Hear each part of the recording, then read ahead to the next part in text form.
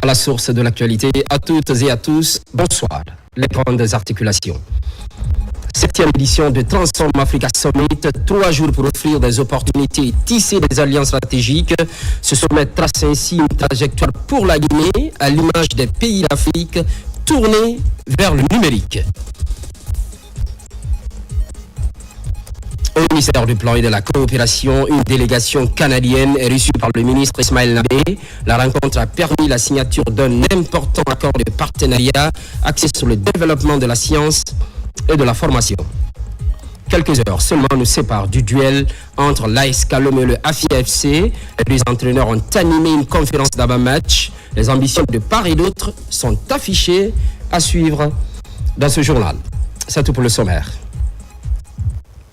Transform Africa Summit 2025, Conakry se positionne en matière de l'innovation, moment mis à profit pour lancer le 3e pilier du programme Simandou 2040, axé sur les nouvelles technologies, un tournant décisif qui vient confirmer la vision présidentielle pour le numérique comme instrument de souveraineté et de développement durable. Fatoumata Kourouma. D'enthousiasme et d'engagement que s'est ouverte à Conakry, la 2e journée du Transform Africa Summit 2025, placée sous le thème « L'intelligence artificielle pour l'Afrique, innover localement et impacter globalement ». Après une première journée marquée par la présence du président de la République de Guinée, Mamadi Doumbouya, et du président rwandais, Paul Kagame, lors du lancement officiel du sommet, cette journée a été dominée par un autre moment fort.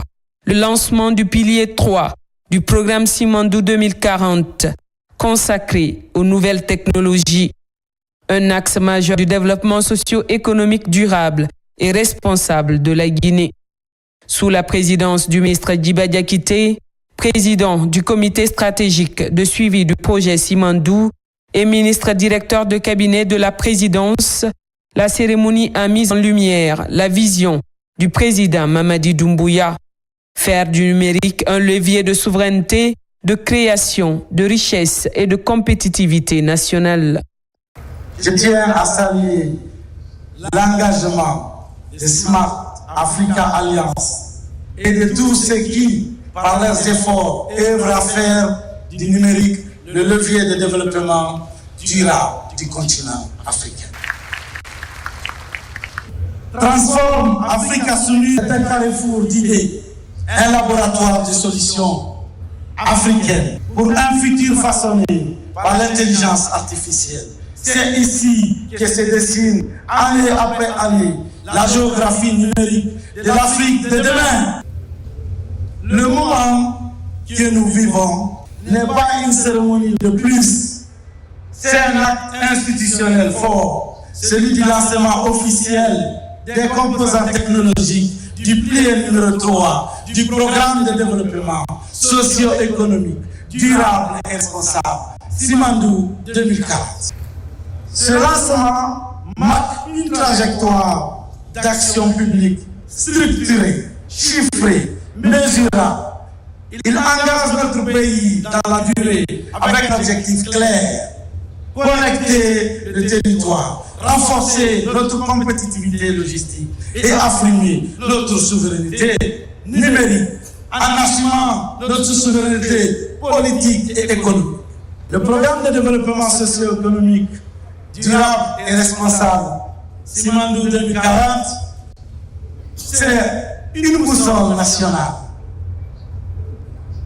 Elle traduit la volonté du chef de l'État, le président Mamadi Doumbouya, de transformer nos ressources en levier productif, nos ambitions en résultats et nos promesses en actifs réels pour le bien-être du peuple souverain de Guinée. Pour le ministre, la réussite de cette ambition passe avant tout par la formation d'une ressource humaine compétente, d'où la création de Simandou Academy, véritable pépinière de talents guinéens.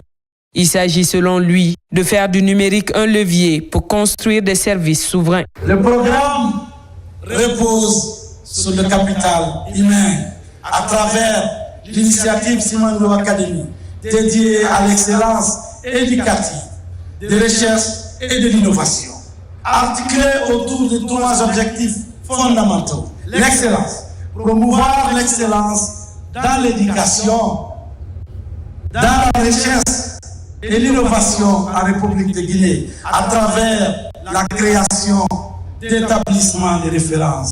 L'image du Britannique militaire en est une illustration éloquente. Le deuxième objectif de Simandou Academy, pour le capital humain, au moins pour les 15 prochaines années, c'est les infrastructures modernes. Concevoir et bâtir des infrastructures éducatives de dernière génération, répondant aux standards internationaux d'une éducation de qualité, des espaces de recherche dédiés, à titre d'exemple, la Cité des sciences de Guinée.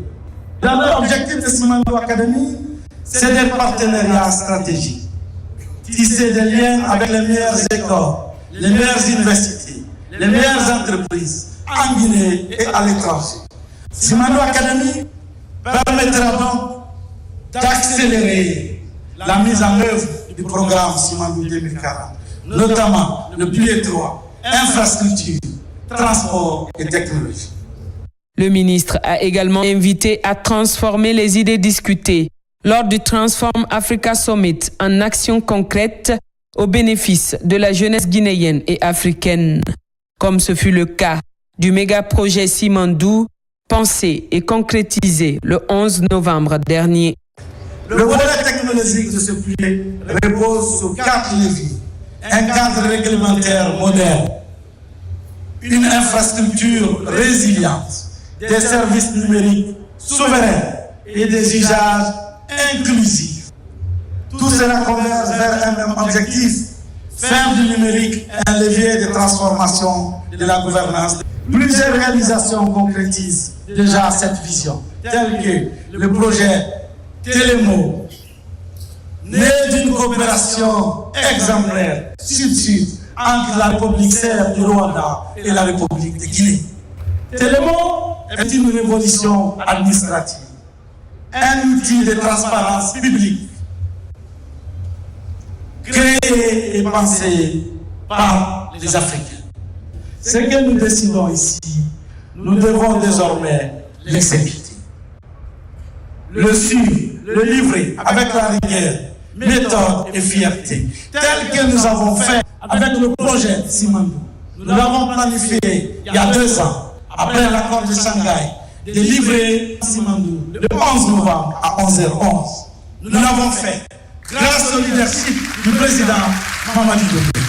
Les différentes interventions ont mis en avant les retombées économiques et sociales attendues, création d'emplois, développement des compétences et génération de richesses.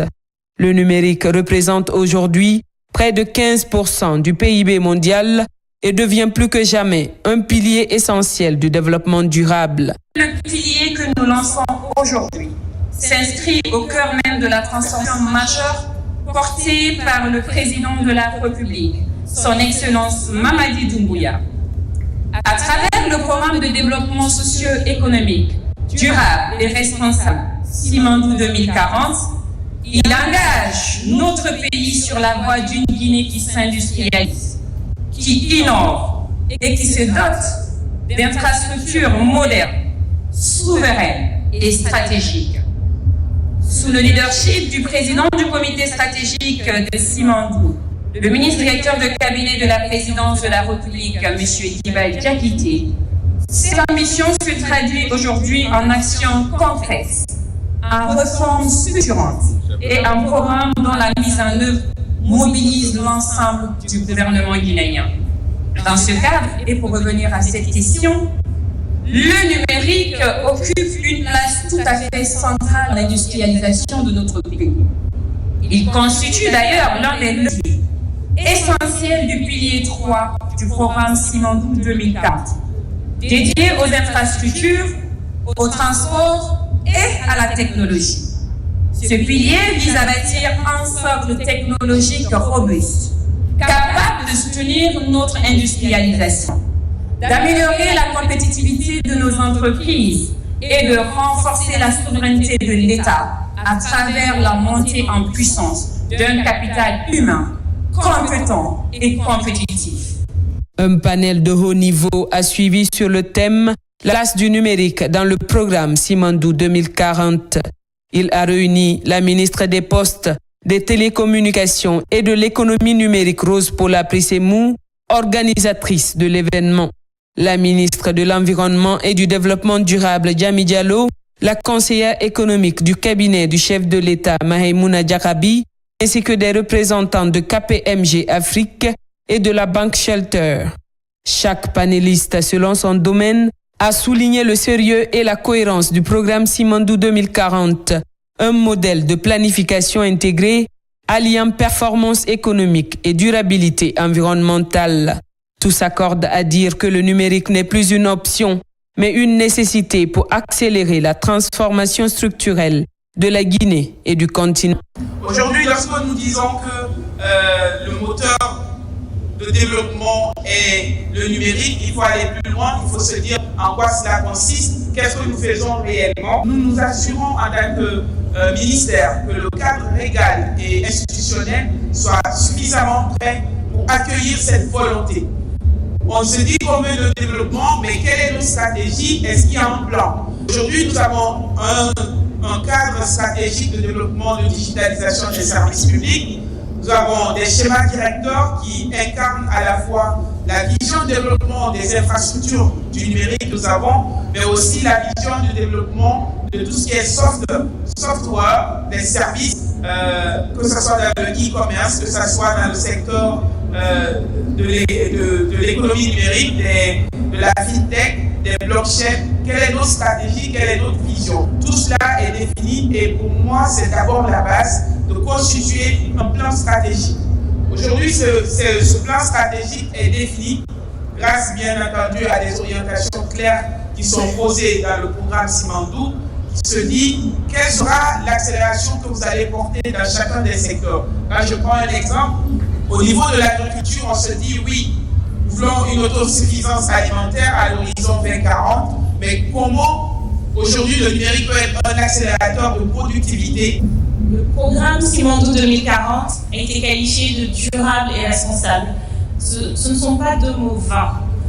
La question de la protection de l'environnement et à l'instar d'autres axes tels que la modernisation de notre administration publique et la lutte contre la corruption est un axe transversal du programme Simandou 2040. La question de la conformité environnementale des projets sera suivie de près à travers le ministère de l'Environnement et du Développement durable. Il faut également noter que nous comptons réaliser une évaluation environnementale et sociale stratégique des piliers, de chacun des 5 piliers, y compris le pilier 3 que nous lançons aujourd'hui. Cet outil permet d'intégrer les enjeux environnementaux et sociaux dans le programme de développement, des projets spécifiquement liés à l'environnement, dont l'extension des aires protégées à près de 28% du territoire national. Et pour assurer un financement durable de la biodiversité en Guinée, nous comptons également mettre en place un fonds de conservation de la biodiversité pour permettre ce financement durable. Je vais élaborer 3 facteurs clés de succès qui permettent à l'ensemble des pays qu'on a déjà accompagnés de réussir ce domaine. Le premier, c'est effectivement le cadre réglementaire et surtout un appui très fort pour définir les règles du jeu. On dit par exemple qu'on construit 3000 km d'autoroute. Le fait juste de dire que quand on construit l'autoroute, on prévoit de faire passer la fibre qui permet d'accélérer et de donner à toute la population le haut débit, c'est une règle, mais ça change la vie de beaucoup de gens. Le deuxième point, facteur clé de succès, c'est le nœud de la guerre, c'est les financements massifs. Et le financement massif, effectivement, la Guinée a pris les devants pour mettre en place un fonds souverain. Mais il faut aussi rappeler que le secteur privé est invité à jouer un rôle clé parce que l'État ne peut pas financer tout et ne doit pas financer tout. Et le troisième levier sur lequel je vais insister, c'est la rapidité d'exécution. D'accord? Parce que monsieur le ministre directeur de cabinet la rappelle tout le temps, élaborer un programme, c'est 5%, 95%, c'est l'exécution. D'où la Guinée, là aussi, s'est dotée d'un outil, qui est la Delivery Unit, et c'est fondamental que l'ensemble des acteurs comprennent que chaque jour, c'est un jour important pour gagner la bataille de ce que j'appelle la bataille économique. Et si on regarde l'exemple des pays qui ont réussi à prendre un plan de développement et à le transformer en une richesse et en un développement réel, on peut citer des exemples, Malaisie, Singapour et j'en passe, et même en Afrique, on en a plusieurs. Ce qu'ils ont en commun, c'est 4 choses fondamentales. La première, c'est un leadership fort et constant. Et ça, ici, on a quand même la chance d'avoir un leadership qui ne tremble pas, qui n'a pas peur de prendre les décisions difficiles et le courage de pousser là où c'est nécessaire. La deuxième chose, c'est avoir une vision et un plan clair et précis pour orienter l'action publique, mais aussi l'action privée. C'est-à-dire que ici, nous ne cherchons pas juste à amener l'administration dans une même direction, mais aussi à amener le secteur privé et la population elle-même vers une même direction pour avoir cet effet accélérateur. Donc c'est ce qu'on veut réellement mettre en place avec la Delivery Unit, qui aura ces raccordements dans chaque ministère, où pour tous les projets dont vous entendez parler, on va s'assurer qu'il y a un suivi rapproché. Et je préviens tout le monde, ça ne va pas être plaisant, pas pour la première année. Mais une fois que c'est fait, c'est la nouvelle façon de travailler en Guinée. La Guinée montre l'exemple aux autres pays en termes de développement intégré, mines, infrastructures, mais aussi développement humain et développement économique. Ça, c'est très important. Nos pays doivent prendre leur destinée en main. Et c'est ce que la Guinée a prouvé au reste de l'Afrique.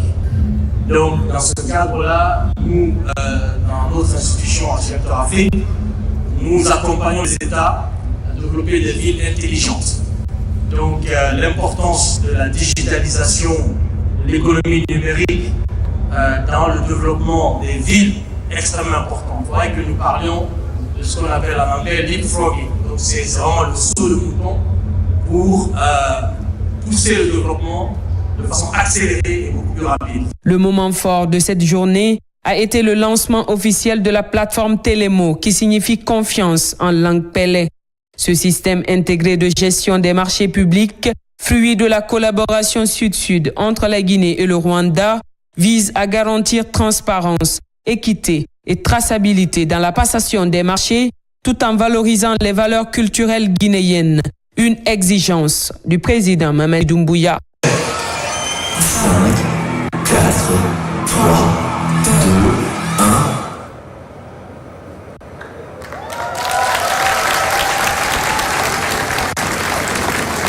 1. Que le pilier 3 du programme Simandou que nous venons de lancer, cela signifie qu'il y a une mise en œuvre qui a démarré, une unité d'exécution de projet qui est en œuvre depuis maintenant plus de 2-3 ans et qui travaille. Et c'est dans ce sens que nous avons la matérialisation de certains acquis, dont une plateforme nationale de passation des marchés publics pour améliorer l'égalité aussi. Au nom de la République du Rwanda, l'ambassadeur Sebera Michel a salué la coopération exemplaire entre les deux pays, rappelant les nombreux accords déjà signés et réaffirmant la volonté de renforcer le partenariat stratégique avec Conakry. Ce lancement illustre la vision partagée par nos deux pays, celle d'une Afrique qui investit dans l'innovation, la transformation numérique et les infrastructures modernes pour bâtir une prospérité durable. Le Rwanda et la Guinée ont déjà posé un jalon important dans ce domaine à travers la signature de plusieurs accords de coopération, notamment dans le ICT, la gouvernance numérique, la modernisation des services publics. Aujourd'hui, avec le programme Simandou 2040, la Guinée démontre une ambition remarquable. Faire des technologies dédiées au développement économique et social au bénéfice des citoyens et de toute la région. La journée s'est achevée par une visite des stands d'exposition où le ministre directeur de cabinet et sa délégation ont découvert les solutions numériques développées par de jeunes entrepreneurs africains, porteurs d'initiatives concrètes pour un continent connecté, compétitif et autonome. Le Transform Africa Summit 2025, c'est avant tout une plateforme panafricaine qui rassemble gouvernements, entreprises et innovateurs pour faire du numérique le moteur du développement du continent. Avec le lancement du pilier 3 du programme Simandou 2040, la Guinée s'affirme comme un acteur clé de la transformation digitale africaine, fidèle à la vision d'un État moderne et souverain. Avec moi sur ce plateau, Madame Rose Paula Prissemou. Bonsoir et bienvenue. Bonsoir. Bonsoir à tous les fidèles téléspectateurs de Guinée et d'ailleurs. Elle est la ministre des Postes, des Télécommunications et de l'Économie numérique et à juste raison, le Transform Africa Summit, 7e édition organisée à Conakry, finit les travaux, 3 jours d'échange. Madame la ministre, concrètement, quels sont les résultats quantitatifs? Nous sommes très honorés d'annoncer au peuple de Guinée et à tous ses partenaires que cette 7e édition du Transform Africa Summit 2025 à Conakry a vu se réunir 7000 participants. 583 délégués qui avaient des positions de directeur général, des dirigeants d'entreprises. Nous avons eu 590 start-up guinéennes et d'ailleurs. Nous avons vu plus de 1500 délégués gouvernementaux, 47 ministres venant du continent et de notre pays. Nous avons également vu 79 nationalités qui ont pris part à cette édition. C'est un record depuis la création de Smart Africa et le lancement des éditions du sommet Transform africain. Et nous sommes très fiers que ce soit en Guinée, pour la première fois en terre ouest africaine, dans un pays francophone, que nous puissions battre tous ces records et plus réaffirmer le leadership de la Guinée, que nous sommes prêts, nous sommes capables. C'est un signal qui est lancé au monde entier que la Guinée est prête à accueillir son rôle stratégique dans l'émancipation, dans la transformation numérique, surtout du continent africain. Avec présence remarquable du monde entier pendant 3 jours à Conakry, Madame la ministre, quels ont été les faits marquants? Alors, comme je le disais, nous avons vu une forte mobilisation, mais surtout la présence marquée de son Excellence, Monsieur le Président de la République rwandaise, son Excellence Paul Kagame, de notre président, des délégués par des chefs d'État. On a eu 4 délégués de chefs d'État. Nous avons également eu des premiers ministres, notamment de la Sierra Leone, qui étaient là. Et tous ces décideurs qui étaient là, la secrétaire générale de l'Union internationale des télécommunications était là, des dirigeants des banques étaient aussi présents. Cela veut se dire que la Guinée a été pendant 3 jours la capitale continentale du numérique pour décider, pour réaligner nos choix. Et ce qu'il faut retenir aussi, c'est que pendant ces 3 jours, nous avons vu se mettre en place le Conseil africain de l'intelligence artificielle. Nous avons eu 11 MOU, mémorandums d'entente, qui ont été signés. Nous avons également vu des décisions importantes se prendre sur la souveraineté numérique de l'Afrique, notamment avec le sujet Afrinique. Et nous sommes fiers quand même que tout ceci se soit passé en Guinée. Nous avons également vu le Grand Prix de l'Ansuitaine qui a été un fait marquant, 10 lauréats primés avec des valeurs, avec des primes allant jusqu'à $50,000, donc presque 500 millions de nos francs guinéens comme résultat. C'est vraiment à saluer. Nous avons vu des femmes, des jeunes filles se démarquer dans le domaine du numérique, des exposants, des start-up qui se sont joints au dynamisme de ce Transform Africa Summit pour montrer que la Guinée apporte sa contribution à la discussion, mais surtout à l'innovation du continent. On peut dire que la place des jeunes et femmes est réelle? Absolument. Non seulement nous avons des jeunes engagés, parce que nous avons eu quand même plusieurs compétitions.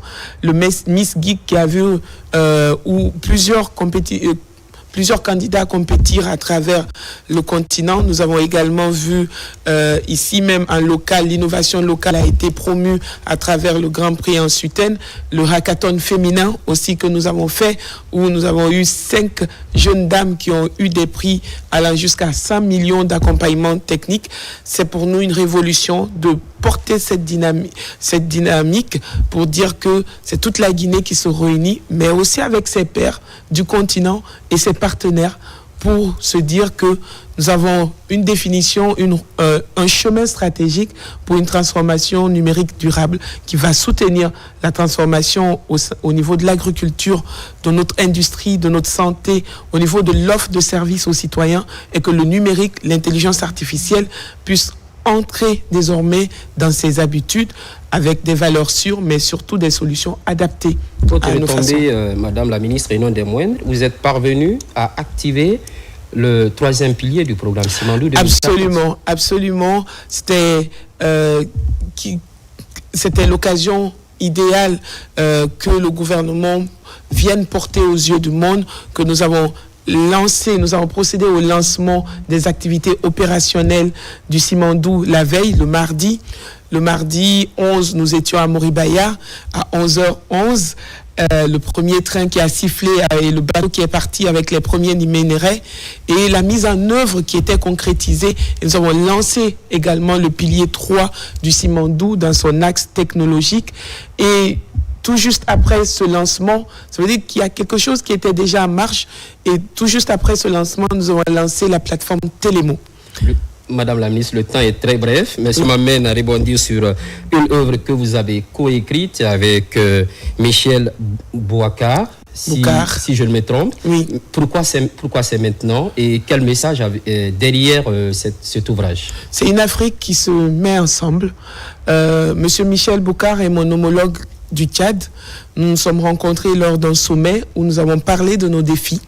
Nous nous sommes dit pourquoi ne pas mettre nos analyses scientifiques, nos revues, nos défis ensemble pour mettre ça sur papier, pour apporter notre contribution à une plus grande audience. Et nous avons voulu mettre ces pistes de solutions sur la gouvernance de l'intelligence artificielle au sein de nos administrations publiques.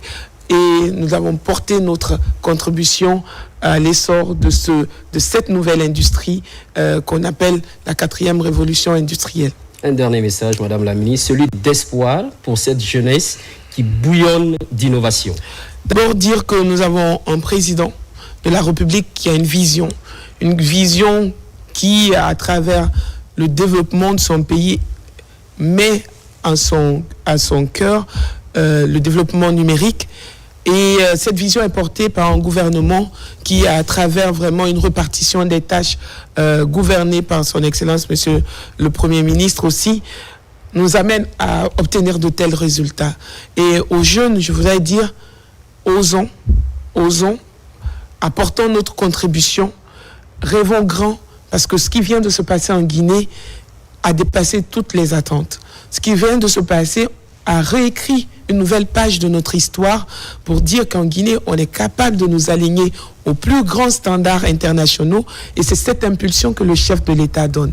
Donc, à tous et à toutes, osons innover, apportons le numérique pour que cela soit accélérateur du changement que nous voulons voir opérer dans ce beau pays qui est notre paradis. Merci Madame la ministre pour tout cet éclairage. Merci, c'est moi qui vous remercie. C'était Rose Paula Trissimou, ministre des Postes, des Télécommunications et de l'Économie numérique. Fini la 7e édition de Transform Africa Summit. On en parlait tout à l'heure. 3 jours pour parler d'innovation technologique. Des opportunités sont offertes. Des alliances stratégiques également scellées. Ce sommet place la Guinée dans la course africaine vers le numérique. Marie-Angélique Bangoura. À Conakry, le Transform Africa Summit 2025 s'impose comme un carrefour stratégique où se nouent des partenariats décisifs entre les acteurs du numérique africain. D'un panel à l'autre, les échanges se densifient, les opportunités de réseautage s'accélèrent et les participants multiplient les rencontres qui enrichissent leur carnet d'adresses. On ne peut pas se passer de l'Internet et des télécommunications. Et donc, pour moi, l'intelligence artificielle ainsi que tout ce qui concerne connexion, je pense que nous avons aussi à nous y intéresser. C'était l'occasion pour nous de pouvoir développer un écosystème pour pouvoir vraiment développer nos technologies en Guinée et en Afrique de l'Ouest. La valeur ajoutée au-delà de l'intelligence artificielle qu'on attend un peu partout, c'est la capacité à digitaliser tous les services. C'est la première étape, c'est les fondamentaux. Ensuite, développer une interopérabilité entre les différents systèmes d'information. Et ensuite, on peut commencer à parler d'intelligence artificielle. Pendant 3 jours, partenaires techniques et financiers confrontent leurs vies et partagent des idées novatrices. Chacun apporte une contribution structurante capable d'influer sur les trajectoires numériques nationales. Une opportunité unique offerte par la Guinée à travers ce sommet d'envergure. Il y a l'aspect global, mais il y a aussi l'aspect spécifique. L'aspect global, c'est-à-dire continuer à voir le continent qui avance et voir du progrès, voir plusieurs vies des jeunes être touchés par-ci par-là.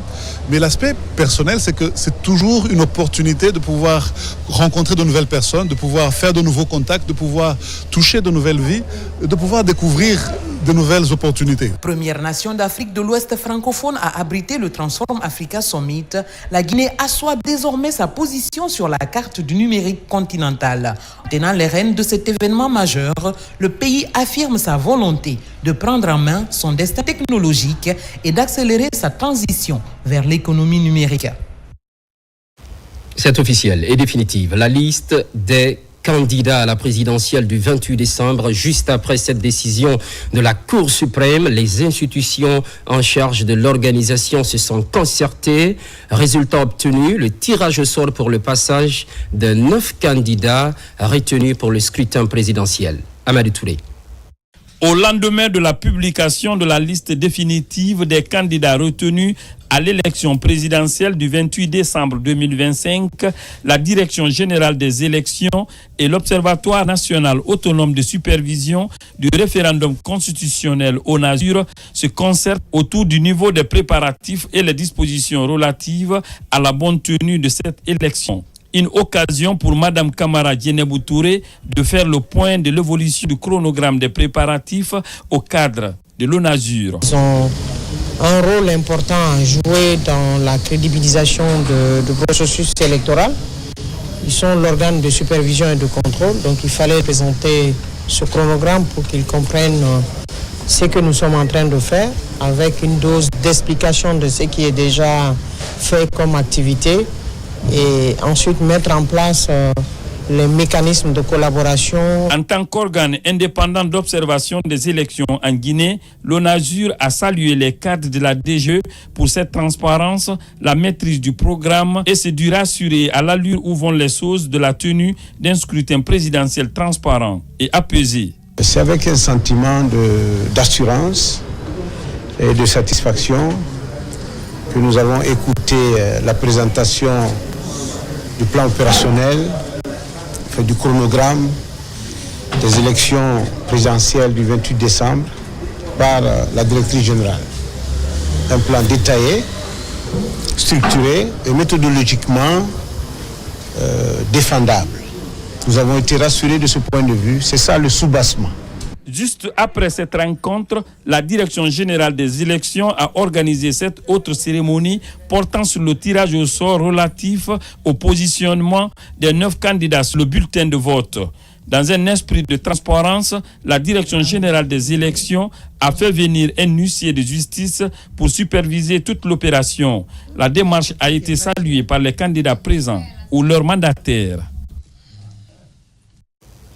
Gestion durable de l'eau dans l'espace Mano, une structure est déjà créée. Des réflexions sont centrées sur l'harmonisation des cadres légaux, ce qui donne lieu à la validation nationale des textes instituant une structure de gestion commune. Makemedonzo. La déclaration de Ouagadougou constitue l'acte fondateur de la gestion intégrée des ressources en eau en Afrique de l'Ouest. Elle a inspiré la création d'autorités de bassins fluviaux transfrontaliers au sein des États membres du bassin fleuve Mano. Aux côtés de la CEDEAO et du bureau exécutif de l'Union du fleuve Mano, il apparaît aujourd'hui essentiel que les structures nationales concernées se réunissent afin d'examiner et de valider les textes légaux nécessaires. Grâce à la volonté politique dont font preuve nos gouvernements, les 4 pays, le processus de mise en place d'un office de gestion des bassins transfrontaliers se déroule à hauteur de souhait. Et c'est un projet qui suscite d'ores et déjà un grand intérêt au niveau de la communauté des partenaires techniques et financiers. Cette réunion représente une étape significative dans notre ambition collective de mettre en œuvre un méga régional promouvant la gestion durable et équitable et coopérative des ressources en eau à travers les bassins partagés par nos cadres d'État membres.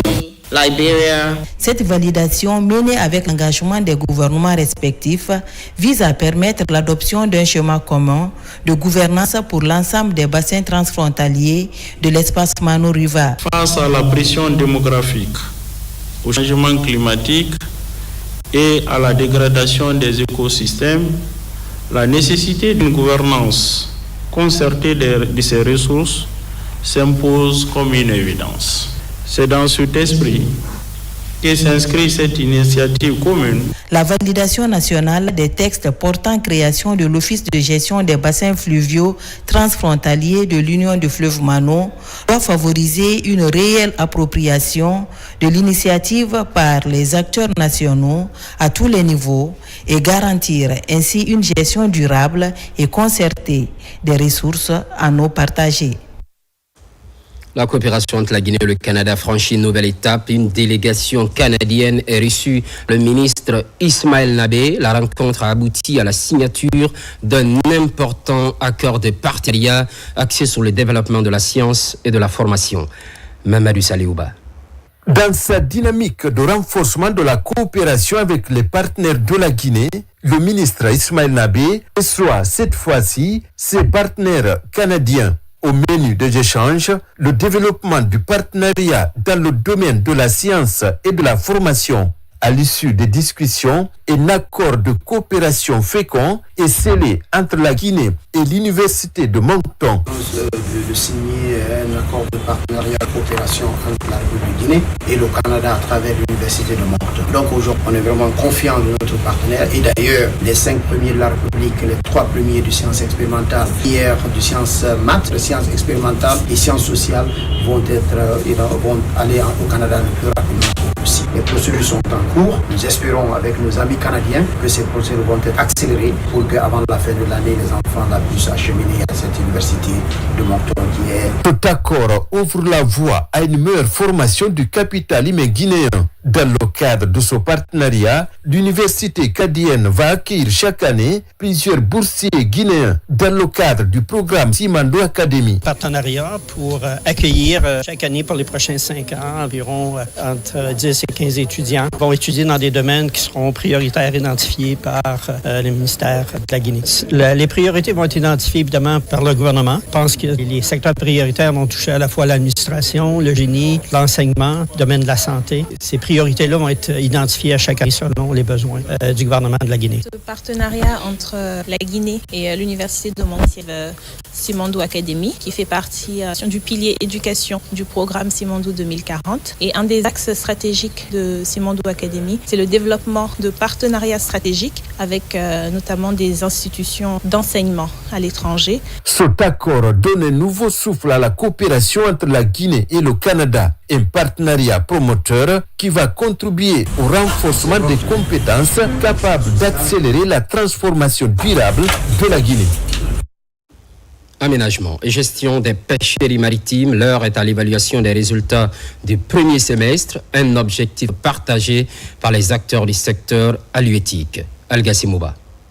Suivi des captures, contrôle des débarquements, surveillance en mer ou encore appui aux communautés de pêcheurs pour la promotion des bonnes pratiques, autant d'actions concrètes menées sur le terrain et passées en revue lors de cette rencontre. Objectif, faire le point sur les résultats du premier semestre d'exécution du plan d'aménagement et de gestion des pêcheries maritimes 2025. L'évaluation d'un plan semestriel permet de déterminer si les objectifs fixés sont atteints, d'estimer la situation actuelle des ressources halieutiques et de proposer des ajustements pour la prochaine période afin de garantir une gestion durable des pêches. Le plan de pêche 2025 en cours d'exécution a été élaboré et validé par toutes les parties prenantes du secteur et vous rassurez dorénavant que les professionnels de la pêche ne ménageront aucun effort pour se tenir debout auprès de votre autorité afin d'aboutir aux résultats escomptés conformément à votre lettre de mission. Cet espace d'échange se veut une étape clé dans la gouvernance des pêcheries guinéennes. Il s'inscrit dans la vision du gouvernement qui place la durabilité et la sécurité alimentaire au cœur de sa politique maritime. Le document qui fait objet de validation aujourd'hui constitue un instrument essentiel d'aide à la prise de décision. Il s'agit non seulement d'un outil de suivi et d'évaluation, mais également d'un levier stratégique pour orienter la finalisation du nouveau plan d'aménagement en cours d'élaboration. Il résume les progrès réalisés au cours du premier semestre 2025. À travers cette rencontre, le ministère de la Pêche et de l'économie maritime réaffirme son engagement à promouvoir une exploitation responsable et rentable des ressources halieutiques. Un engagement qui se matérialise par la signature de conventions entre certaines directions clés du département et la coordination du projet Kunkui, pour renforcer la synergie d'action sur le terrain et améliorer la gouvernance du secteur. Insémination artificielle des animaux, le programme est officiellement lancé à Kobian, préfecture de Djubreka. Grâce à cette pratique, les éleveurs pourront accéder à des reproducteurs de qualité. Noumousso Diakité. Ici, dans la ferme Tsawad, située dans la préfecture de Djubreka, se déroule le lancement officiel de la campagne d'insémination artificielle. 1000 vaches sont concernées par cette initiative novatrice qui débute en tant que phase pilote dans 6 préfectures côtières dont Boké, Bofa, Koya, Djubreka, Forekaria et Kindia. L'objectif est d'impulser un nouvel élan à l'élevage en termes de production et de productivité et de réduire considérablement l'importation de la viande et du lait.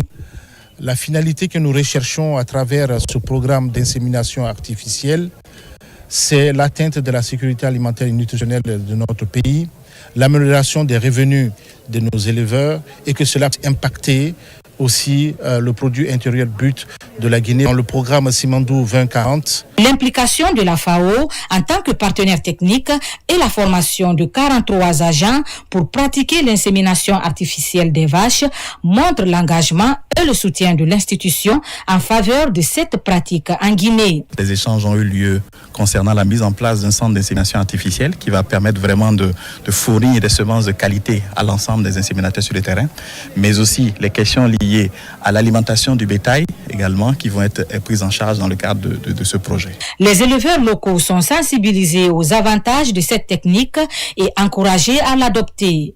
Ils ont fait part de leurs préoccupations. La lutte contre les maladies animales, l'octroi des domaines dédiés à l'élevage pour éviter les conflits entre éleveurs, agriculteurs et occupants des domaines. La mise en place d'unités de fabrique d'aliments bétail à travers le pays. La formation des éleveurs en technique de conduite de l'élevage. La coopération entre le ministère de l'élevage et l'institution internationale FAO vient assurer le succès de ce programme et accroître l'économie du secteur de l'élevage dans le pays. Dans quelques semaines, le budget communal de Matoto sera rendu public. Peu avant le vote, un débat d'orientation est organisé sur le plan annuel d'investissement. Marwan Kamara. À la mairie de Matoto, les conseillers communaux de la majorité et les membres de la société civile se retrouvent. Ensemble, ils débattent des grandes orientations budgétaires de l'année 2024-2025 de la commune. Un passage obligé avant l'adoption du budget définitif prévu dans quelques semaines, mais également préparer les investissements de l'année 2026. Nous avons fait une vue d'ensemble par rapport à l'ensemble de nos actions en matière d'investissement qui étaient programmées dans notre budget exercice 2025. Sur les 22 micro-projets qui ont été retenus dans notre PAI exercice 2025, nous avons fait un diagnostic participatif de ce qui a été fait et de ce qui reste à faire. Si d'habitude on se retrouvait seulement pour voter, nous avons jugé utile de faire une nouveauté cette fois-ci, c'est-à-dire organiser un débat à cœur ouvert avec une transparence comme nous l'avons toujours fait pour que chacun donne ses idées par rapport à ce que nous voudrons faire.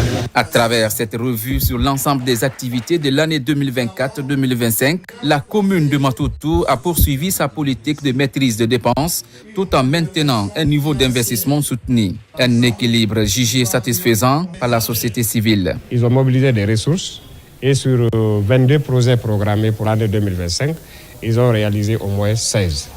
Et ensuite, de nouveaux projets aussi ont été identifiés pour que l'année 2026 connaisse une lumière beaucoup plus éclatante.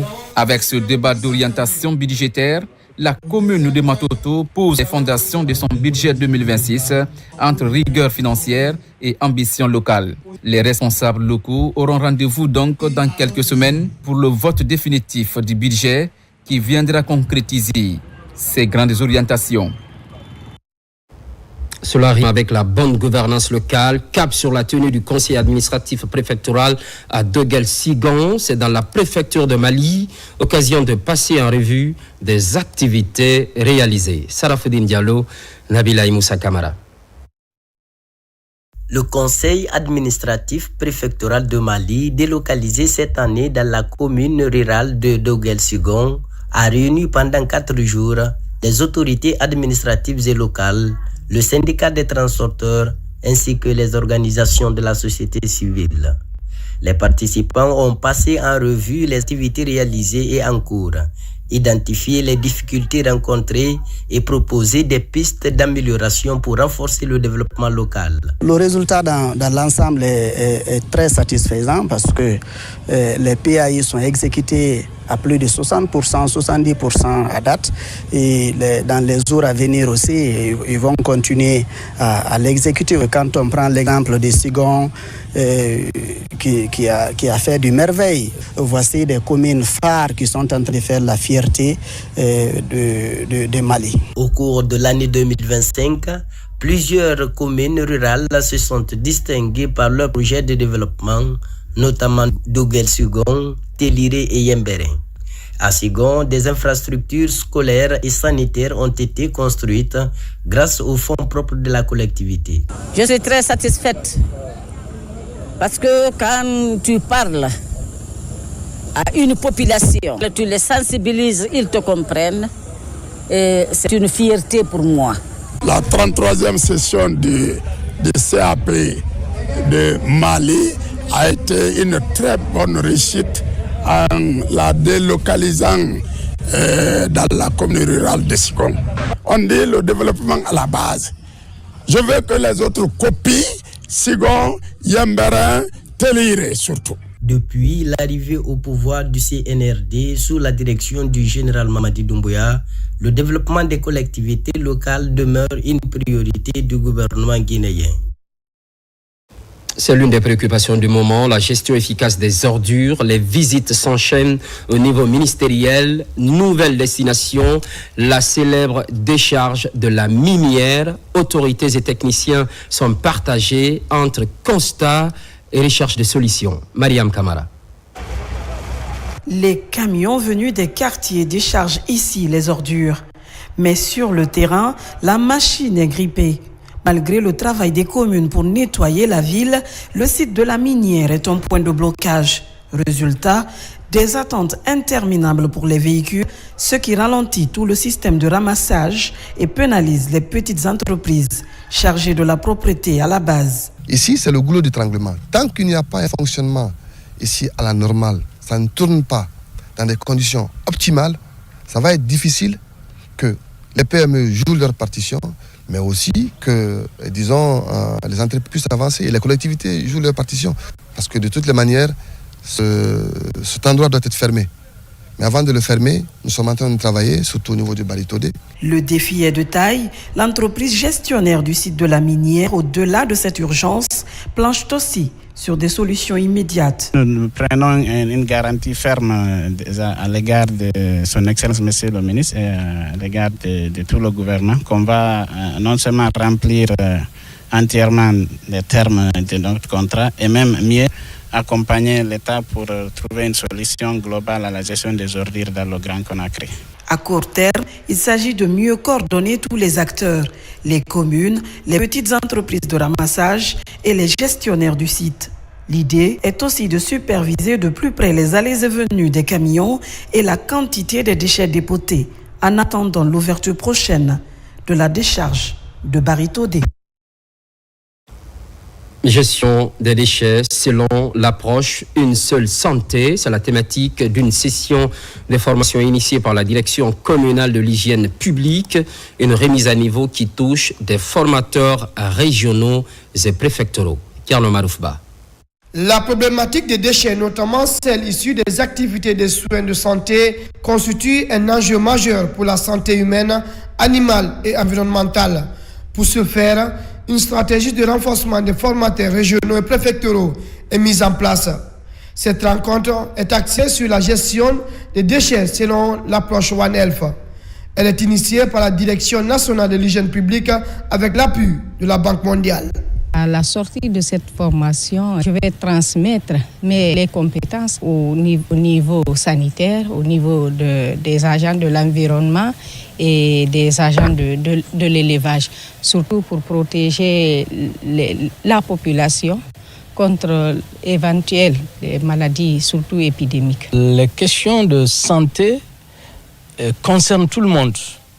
C'est pourquoi, au cours de cette formation, nous avons des formateurs du niveau de la santé humaine, des formateurs de l'élevage, des formateurs de l'environnement, qui ensemble vont conjuguer les efforts pour transmettre les connaissances. Ce rendez-vous de donner et de recevoir sur la gestion des déchets va durer 3 jours.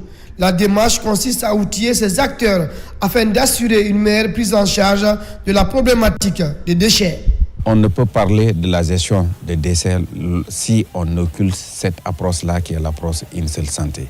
Il faut que les autres départements sectoriels aussi savent bien, soit appropriés, soit outillés pour la gestion de ces déchets. Après cette rencontre de Conakry, une série de formations est prévue dans plusieurs régions administratives du pays. Elle va toucher à peu près 141 formateurs locaux. Santé, couverture vaccinale complète dans la capitale forestière. On note l'implication des communautés. La formation est privilégiée. Par la suite, interviendra le déploiement des paires éducatrices. Lancé Kamisoko, correspondance. Financement accéléré de l'équité vaccinale, un projet du programme élargi de vaccination mis en œuvre par Health Focus Guinée. Dans le district sanitaire de Zérekoré, femmes actives pour l'éducation et le développement de l'enfant, puis les activités de formation et de déploiement des paires éducatrices. Des paires éducatrices, elles ont été identifiées pour être outillées afin de se rendre dans la communauté, afin qu'elles puissent transmettre des informations fiables à la communauté. Et afin qu'elles puissent, sur la vaccination, atteindre les enfants 0 dose, les enfants sous-immunisés et les femmes enceintes. Ce projet est initié dans 11 districts sur l'ensemble du territoire national. Dans la région de Zérekoré, c'est le district de Zérekoré qui a été choisi pour cette phase pilote de ce projet. Facilitateur principal de cet espace d'échange, Dr Mouktar, représentant de la direction préfectorale de la santé de Zérekoré, nous parle de l'importance de ce projet dans les communautés. La DPS apprécie cette initiative avec les 2 mains. On l'accompagne pour l'amélioration de la couverture vaccinale de notre district sanitaire. Au sortir de cette séance de formation, ces paires éducatrices seront déployées dans les 10 communes rurales de Zérekoré afin de sensibiliser les populations sur la vaccination des ruines. Pendant ce temps, à Kankan, les jeunes sont à l'écoute du collectif de la diaspora, une collaboration avec le département de l'environnement pour expliquer à la jeunesse les tenants et les aboutissants du projet Simandou. Bakary Bamba Kondé. La tournée sensibilisation du collectif Diaspora Langoundé a fait escale à Kankan, le cœur de la Haute-Guinée, où l'accueil à la maison des jeunes a été particulièrement enthousiaste. Cette étape s'est distinguée par une forte mobilisation des élèves et des représentants des différents quartiers, désireux de comprendre comment le projet Simandou pourrait transformer l'économie guinéenne. C'est pour mobiliser et sensibiliser la jeunesse de Kankan autour de ce méga projet Simandou 2040. Il est important que la jeunesse comprenne l'impact de le projet Simandou 2040, car c'est elle qui est le moteur de ce géant projet en fait. Les discussions ont vivement porté sur le corridor de transport ferroviaire Kerouani-Port de Moribaya qui pourrait impacter positivement la logistique et le commerce de Kankan. Ensuite, les programmes de formation technique prévus afin que les jeunes de Napaya ne soient pas exclus des services de Simandou nécessitant des compétences spécialisées. Tout le monde parle sur nous, surtout les avantages que la jeunesse peut tirer de ce méga projet. S'ils viennent ce matin expliquer ça à la jeunesse et faire un échange de donner et de recevoir par rapport à ce méga projet et la protection de l'environnement, c'est quelque chose qui nous enchante beaucoup. J'ai apprécié la pédagogie mise en place. C'est une approche que je salue à plus d'un titre. Réunir les jeunes, les expliquer ce que c'est que Simandou, les expliquer quels sont les impacts environnementaux. Le collectif Diaspora Langoundé, à travers l'agence guinéenne d'évaluation environnementale du ministère de l'Environnement, veut réussir à son pari de rendre ce projet national accessible et pertinent pour les communautés locales à travers ces échanges avec la jeunesse. On enchaîne avec ce renforcement de capacité. Plusieurs jeunes diplômés et étudiants de Conakry sont ciblés par un programme. Des modules comme l'entrepreneuriat et le développement personnel sont partagés. Alpha Isiagaba. Ces étudiants issus de plusieurs universités de Conakry suivent une formation axée sur les compétences indispensables à la vie professionnelle. Développement personnel, entrepreneuriat et autres modules figurent au programme de cette session qui s'étend sur 10 jours. Nous allons d'abord montrer aux jeunes Guinéens que nous avons des cabinets qui ont toutes les compétences pour les former sur place. Et une fois que cette première édition donne de bons résultats, nous allons essayer de faire d'autres éditions avec d'autres filières pour que les Guinéens puissent avoir les vraies formations et participer activement à la gestion harmonieuse de tout le système de leur pays. Il s'agit de la première édition du programme de renforcement des capacités professionnelles, une initiative du cabinet international d'appui et de conseil. Pour cette première phase, des étudiants, des jeunes diplômés ainsi que des entrepreneurs sont concernés et seront outillés pour renforcer leur aptitude.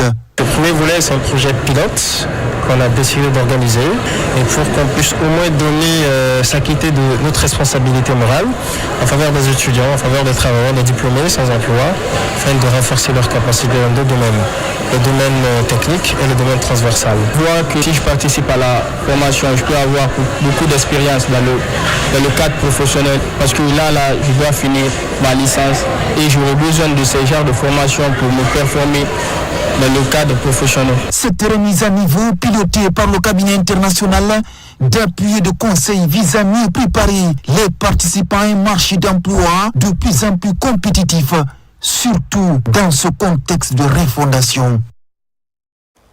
Journée mondiale des femmes, l'événement est célébré à Dabola. L'accent est mis sur l'épanouissement de la gente féminine. Fodé Bangali Fofana.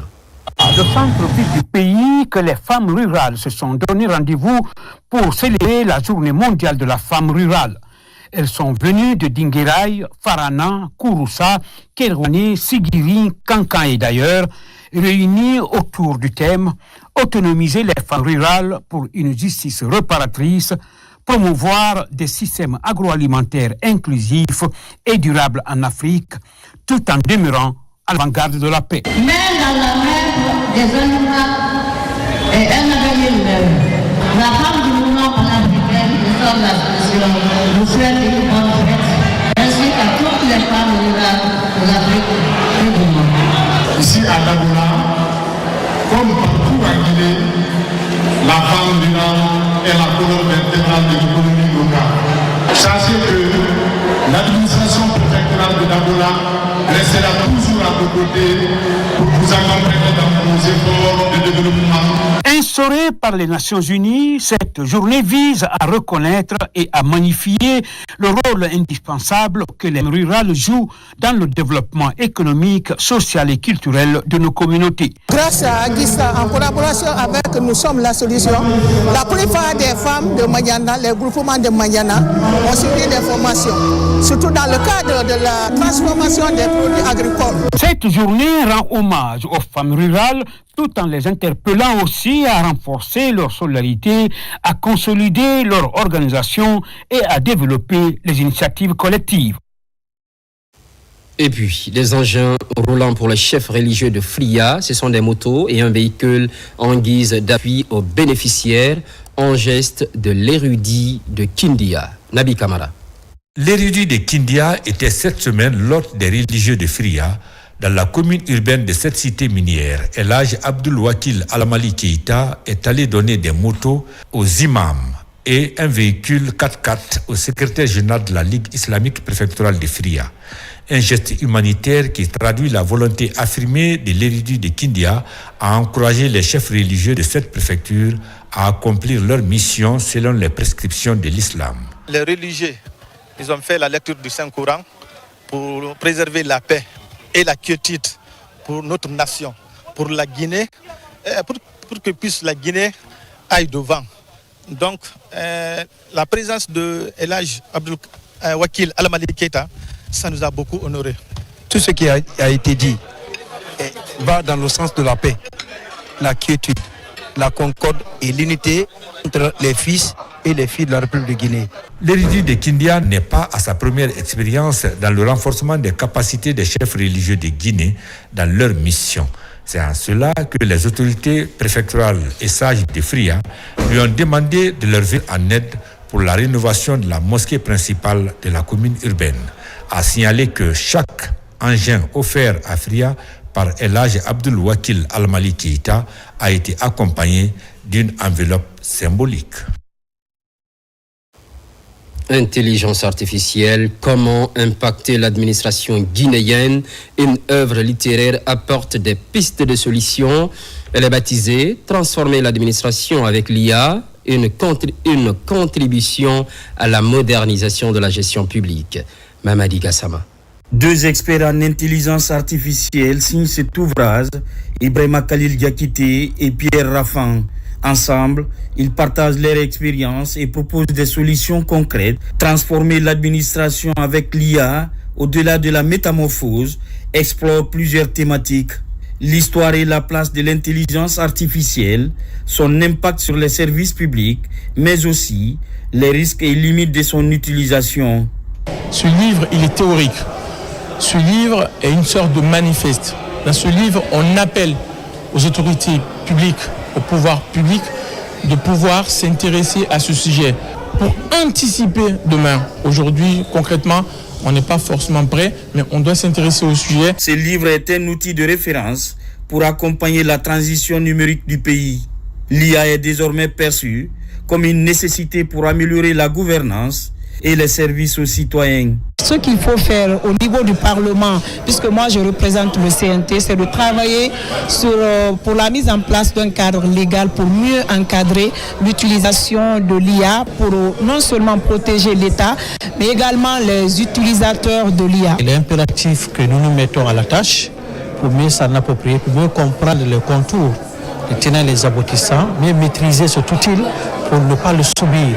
Le Centre de formation en finances publiques envisage d'intégrer prochainement cet ouvrage dans ses modules de formation, une manière de préparer la nouvelle génération de cadres à la révolution numérique qui s'annonce.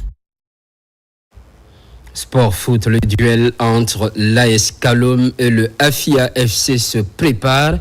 Juste quelques heures pour vivre cette confrontation inédite. Une conférence d'avant-match est animée par les deux entraîneurs. Les ambitions de part et d'autre sont affichées. La rencontre s'annonce intense. Kadiatou Traoré. À la veille du grand duel entre l'ASK et l'Afia Football Club, prévu demain au cadre de la saison sportive 2025-2026, toutes les attentions des supporters et observateurs du football guinéen sont tournées vers ce classique du championnat. Les deux clubs rivaux abordent cette rencontre avec des ambitions différentes, mais une même volonté, celle de donner un tournant positif à ce début de saison. L'objectif est là, mais nous, on cherche à gagner les matchs qui sont devant nous. On dit que le classico, ça se joue, mais ça se gagne. Je vous dis qu'un match que nous venons prêts, vraiment prêts pour pouvoir encore sortir très heureux ici demain au stade de la mission. L'AS Kaloum est aujourd'hui en quête de stabilité et de points. Ce match devrait représenter pour ce club comme une occasion idéale pour sa relance. Quant au Afia Football Club, fort d'un début de saison promoteur, entend confirmer sa bonne forme et s'imposer en déplacement dans un stade qui n'a toujours pas été à son avantage. Le coach, il a tout mis en place qui peut nous permettre demain de faire un très beau match. On demande à tous les supporters d'avoir la patience, d'être confiants en nous. Ce qui est sûr, ce qu'on a travaillé, on souhaite bien que Dieu va être avec nous. Ce classique du championnat reste un duel qui s'annonce tactique, engagé et riche en émotions, aussi bien pour les joueurs que pour les deux staffs techniques. Un mot d'autonomisation des jeunes filles et personnes vulnérables. Le défi pour la Fondation Diaka Camara, un événement est prévu pour la circonstance. Il est axé sur la levée de fonds afin de soutenir la cause de ces couches de la société. Marwan Camara. Devant plusieurs journalistes locaux, sous l'égide de la Fondation Diaka Camara, des partenaires et personnalités des secteurs publics et privés ont pris place pour donner le coup d'envoi de ce gala de solidarité féminine placé sous le signe Unir les énergies et financer l'impact. Au cœur de cette initiative, lever des fonds pour accompagner le programme éducatif et l'autonomisation des jeunes filles en Guinée. C'est un gala pour lever des fonds, pour soutenir la scolarisation des jeunes filles, la mise en place de bibliothèques et l'autonomisation des femmes. Et c'est aussi une manière de mettre en lumière tout le travail que la Fondation a eu à faire au cours des 10 dernières années, afin de motiver les personnes à nous accompagner. Prévu pour ce vendredi 14 novembre et ce samedi 15 novembre, cet événement réunira de nombreux participants venus de la sous-région, de la France et des États-Unis. Un match de gala au stade Petit Souris de Nongo et un dîner gala rythmeront ce programme de promotion féminine afin de sensibiliser le public et en mobilisation. C'est ma première fois en Guinée, à Conakry, et vraiment c'est un honneur d'être là. Fondation Diaka Camara, je suis très heureuse d'être choisie parmi des femmes qui seront là pour le gala samedi et j'ai hâte de rencontrer tout le monde. À cette occasion, les membres de la Fondation Diaka Camara espèrent atteindre un objectif ambitieux, mobiliser la générosité pour multiplier les programmes de scolarisation et de prévention en faveur des jeunes filles sur tout le territoire national. Un rendez-vous d'engagement solidaire et d'espoir pour donner aux enfants des villes et des villages les moyens d'avancer. L'actualité évolue en Guinée, notre paradis, terre de richesse et d'innovation. Les programmes se poursuivent. Fidélité à toutes et à tous. À très vite.